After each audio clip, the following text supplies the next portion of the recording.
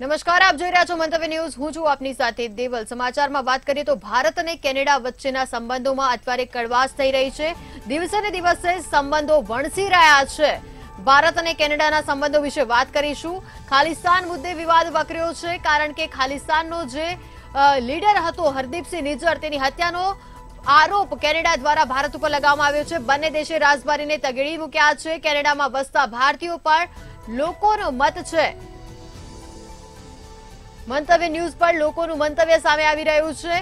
Canada અને ભારતના સંબંધો વિશે વાત કરીશું। દિવસે ને દિવસે સંબંધો વણસી રહ્યા છે। વિવાદ પર શું કહી રહ્યા છે લોકો, આવો જાણીએ। કેનેડા અને ભારતના વિવાદ મુદ્દે સુરતના લોકો શું કહી રહ્યા છે, આવો સાંભળીએ। કેનેડાના ખાસ કરીને ખાલિસ્તાની જે આતંકવાદી છે હરદીપસિંહ નિજ્જર, તેમની હત્યા થઈ હતી જૂન મહિનામાં। આ હત્યા થઈ ત્યારથી લઈને આજ દિન સુધી કેનેડા આ હત્યા પાછળ ભારતનો હાથ હોવાનું માની રહી છે, જેને કારણે દિવસે ને દિવસે સ્થિતિ જે છે તે બગડી રહી છે। કેનેડામાં વસતા ભારતીયો જે છે તેમને પણ ભારતીય સુરક્ષા સીમા દ્વારા ક્યાંક ને ક્યાંક સાવચેત રહેવા માટે પણ સૂચના આપવામાં આવી છે, કારણ કે જે પ્રકારની પરિસ્થિતિ બગડી રહી છે અને તેને લઈને જે કેનેડામાં ભારતીયો રહી રહ્યા છે તે લોકો પણ ભય હેઠળ જીવી રહ્યા છે। અને ખાસ કરીને વિદ્યાર્થીઓ જે છે તે પણ મોટી સંખ્યામાં ભારતીય વિદ્યાર્થીઓ કેનેડામાં અભ્યાસ કરી રહ્યા છે। ત્યારે સુરતના સ્થાનિકો છે આ મુદ્દે એમની સાથે સીધા રૂબરૂ થયા છે। સીધી વાત કરીશું જે પ્રકારે ભારત અને કેનેડાના સંબંધ વણસી રહ્યા છે, શું કહેશું? ખૂબ ચિંતાનો વિષય છે। આપણાને કેનેડાના સંબંધો છે એ ખૂબ સારા હતા અને આજે ભારતના લાખો વિદ્યાર્થીઓ ત્યાં કને રોજગાર અથવા તો ભણતર માટે ગયા છે, એટલે ચિંતાનો ખૂબ મોટો વિષય છે કે જે રીતના આપણા સંબંધો વણસ્યા છે એ સંબંધો ના વણસવા જોઈએ, એનું સોલ્યુશન આવવું જોઈએ। કેનેડા સરકાર અને ભારત સરકારે જે રીતની બંને વચ્ચે તનાતની ચાલી રહી છે ને એકબીજાની બાબતોને લઈને કટઆઉટ જે કરી રહ્યા છે એ બિલકુલ બંને દેશ માટે યોગ્ય નથી। જે રીતના આપણા લાખો ભારતીયો અથવા તો કેનેડાના લોકો પણ અહીંયા આવવા માટેની વિઝા સરકારે બેન્ડ કરી છે, તો આ બાબત યોગ્ય નથી। જે કંઈ પ્રોબ્લેમો છે એનું સોલ્યુશન જલ્દી બંને સરકારે લાવવું જોઈએ અને કોઈ પણ વ્યક્તિ કોઈ પણ દેશનો અગર દુશ્મન હોય તો એવા દેશના લોકોને, એવા દેશની સરકાર કે એવા લોકોને પોષવાના ના હોય। આપણે આનું સોલ્યુશન લાવી અને બંને દેશો વચ્ચેના જે નાગરિકો રહે છે એ લોકોને કોઈ તકલીફ ના પડે એ બાબતે સરકારે વિચારવું જોઈએ। हाँ, आप बताइए, जिस तरह से कनाडा में लाखों विद्यार्थी अभ्यास कर रहे हैं और अभी तक के जो हालात है वो कहीं ना कहीं बिगड़ते जा रहे हैं। भारतीय द्वारा वहाँ पे जो रखे जा रहे हैं लोग, उसको भी सूचनाएं दी गई है। आप किस तरह से देखें? भारत सरकार इस बात पे काफ़ी गंभीर भी है और विदेश मंत्रालय जो वहाँ का दूतावास है वहाँ से प्रॉपर कंटिन्यूज कम्युनिकेशन कर रहा है और वहाँ जो भी विद्यार्थी पढ़ रहे हैं या के रोजगार के लिए गए हैं उनको ये साफ साफ बोल दिया गया है कि आप कहीं भी ऐसा विवादित स्थान हो, कहीं कोई खालिस्तानी झंडा हो या कहीं झगड़ा जैसे कोई माहौल हो तो आपको वहाँ जाना नहीं है, उस जुलूस में शामिल नहीं होना है और आपको बिना विवाद के कोई टिप्पणी करना नहीं है।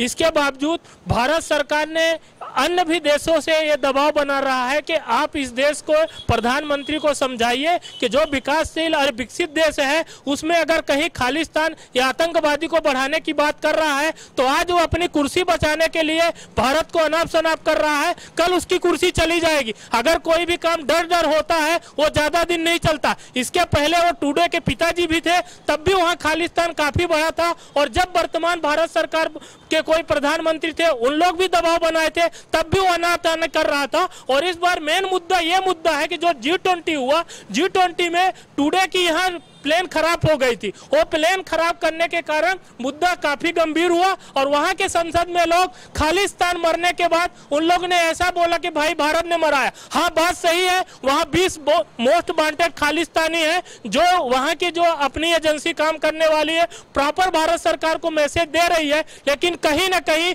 वो देश आतंकवादी खालिस्तान का समर्थन कर रहा है और विकास और विकसित सेल के साथ जो देश बढ़ रहा है उसको दबाने की कोशिश कर रहा है। ये बिल्कुल योग्य नहीं है और भारत सरकार इसके लिए लड़ने के मोड़ पे खड़ी हुई है। और आज भारत सरकार ने वहां से जो भी आवेदन हो रहा वीजा के लिए, जो वहां से टूरिस्ट आते हैं या रोजगार के लिए आते हैं, कंपनी वाले आते हैं, उनका वीजा नष्ट कर दिया है। ખાસ કરીને આપ જણાવો જે પ્રકારે વડાપ્રધાને સીધા જ ભારત પર આક્ષેપ કર્યા છે અને ખાસ ખાલિસ્તાની એના મોતનો મામલો છે। હત્યા થયા બાદ વડાપ્રધાને સીધા જ ભારત પર પ્રહારો કર્યા હતા અને તેમના જે કહી શકાય કે એજન્ટ હતા તે એજન્ટને જવાબદાર ગણવામાં આવે છે અને સિનિયર ડિપ્લોમેટની ત્યાંથી ભારતના સિનિયર ડિપ્લોમેટે તેની હકાલપટ્ટી કરવામાં આવી છે। શું તો સૌથી પહેલાં એવું છે કે જસ્ટિન ટ્રુડો એ કાયમી ધોરણે ખાલિસ્તાનને સપોર્ટ કરે જ છે, પણ એમને ના કરવું જોઈએ। બંડોને દેશને સમજી વિચારીને, કેમ કે આપણા દેશના ઘણા વિદ્યાર્થીઓ, લાખ સવા લાખ વિદ્યાર્થીઓ કેનેડામાં છે, અભ્યાસ કરવા જાય છે, બિઝનેસ કરવા જાય છે। મોસ્ટ ઓફ વિઝા આપણી ત્યાં થતી જ હોય છે, પણ બંડો દેશનો એકબીજાને સમજીને વિચારીને આ મામલો ટોટલ ક્લિયર કરવો જોઈએ ને એમના માટે હું આજ શાંતિ પ્રાર્થના કરું છું કે ભાઈ આપણા દેશ અને કેનેડા વચ્ચે સારા સંબંધો રહે। આ ખાલિસ્તાન છે તેમને સપોર્ટ ને समर्थन આપવું ना જોઈએ कैनेडा प्रधानमंत्री है। बात अटलू है। आप बताइए जिस तरह से हालात बिगड़े हुए, किस तरह से हालात पे क्या कहीं ना कहीं भारतीय और कनाडा के बीच जो हालात उत्पन्न हुए हैं उससे देश पे क्या प्रभाव पड़ेगा? जो भी दो चार दिन से हालात चल रहे हैं टीवी के अंदर और कनाडा और भारत सरकार के बीच में, जो अनाप शनाप कनाडा एक तो आतंकवादी को बढ़ावा दे रहा है, उसका हाल वैसे ही होगा जैसे पाकिस्तान का हाल है। आज भारत सरकार अपने विकास पे कायम है और विकास के हर काम के लिए वो तत्पर है, चाहे कनाडा हो, चाहे यूके हो, चाहे यूएसए हो। इसलिए कनाडा को भी सोचना चाहिए। काफ़ी विद्यार्थी पढ़ते हैं, काफ़ी हम लोगों का व्यापार कनाडा से अच्छा चल रहा है, लेकिन वो कहाँ कौन सी बात आ रही है वो विदेश मंत्रालय को, भारत सरकार को सोच के उसका सोल्यूशन निकालना चाहिए। ચોક્કસ તો જે પ્રકારે ત્યાં વિદેશ મંત્રાલય દ્વારા વિદ્યાર્થીઓને તથા તે કેનેડામાં રહેનારા તમામ લોકોને પણ સૂચના આપી દેવામાં આવી છે કે કોઈ પણ એવી જગ્યા હોય કે જ્યાં શંકાશી લાગે ત્યાંથી દૂર હટી જવું। આના પર ભારતને લઈને ભારત પર કેવી અસર પડી શકે? શું સાચી વાત છે। લાખો વિદ્યાર્થીઓ જ્યારે હોય ત્યાં કરે તો એમના વાલીઓ બધા એ ચિંતા કરતા હોય તો એ ચિંતાનો વિષય છે, કેમ કે એમના બાળકો છે, એમના વાલસોયા બાળકોને જે રીતના મૂક્યા છે ત્યાં કને તો એ ચિંતિત તો સ્વાભાવિક છે કે હોય। અને જે રીતના ભારત સરકારે ગાઈડલાઈન આપી છે એ બાળકોને કે ભાઈ આપ એવી કોઈ પણ વસ્તુ સેન્સિટિવ જગ્યા પર ના જાઓ અને કોઈ પણ એવી બાબતનો ઉલ્લેખ ના કરો જેનાથી આ સ્થિતિ વણશે। એટલે આ બાબતે બંને સરકાર જલ્દીમાં જલ્દી જે કંઈ યોગ્ય સમાધાન લાવી અને એક આપણા જે સુચારુ રૂપથી સારા સંબંધો છે એને ટકાવી રાખવાના જ પ્રયત્નો કરવા જોઈએ। आप बताइए जिस तरह से हालात बिगड़े हुए वहाँ पे जो स्टूडेंट है हमारे उसके वाली यहाँ पे रहते हैं, सूरत के भी कई ज़्यादातर स्टूडेंट है, किस तरह का माहौल बनता हो? नहीं, बोलोगे क्या है कि बहुत बार ऐसा हो चुका है विदेशों में कि बात बिगड़ गई है और इसके पहले आप देख चुके हैं यूक्रेन वाले में क्या हुआ। सबसे ज़्यादा विद्यार्थी जो है भारत के पढ़ते थे, उनको निकालने के बाद इसके बाद अन्य और बहुत से देशों में, तो इसलिए वो परिस्थिति को ध्यान रख के ही जो भारत के नागरिक या स्टूडेंट वहाँ पढ़ते हैं उनके स्वाभाविक है कि माता पिता और उनके गार्जियन उन पे यही रहेगा, चिंता रहेगी कि कब क्या हो जाएगा, कैसे हो जाएगा। इसके लिए भारत सरकार भी काफी मात्रा में पूरी तरह से गंभीर है और उस मुद्दे के लिए भारत सरकार जो भी चाहेगा प्रयास, जैसे भी चाहेगा प्रयास करने के लिए है। और जो भारत की एजेंसियां हैं वो काफी मात्रा में वहाँ एकदम स्टैंड बाई खड़ी हुई है, अगर कुछ एक्शन लेने के लिए उस मूड में भी भारत सरकार पूरी तरह से तैयारी कर लिया। अगर ये मामला बात से सुलझ जाए, एक दो देश के सहयोग से सुलझ जाए तो अच्छा है। अगर वहां की सरकार यही बोलती है कि भाई मैं खालिस्तान आतंकवादी को ही बढ़ाना देना चाहते हैं, तब वो दौर नहीं रह गया और पूरी दुनिया भारत के G20 में बोल दिया है कि भाई आतंकवादी का दौर खत्म हो गया और विकास और विकासशील की ओर बढ़ने के लिए अब दौर चल रहा है। इसके लिए मार धड़ से, लड़ाई झगड़ा से बात नहीं बनने वाली, बात भाईचारा से ही बनने वाली। इसके लिए उनकी सरकार और अपनी सरकार इस मुद्दे को लेकर काफी गंभीर है।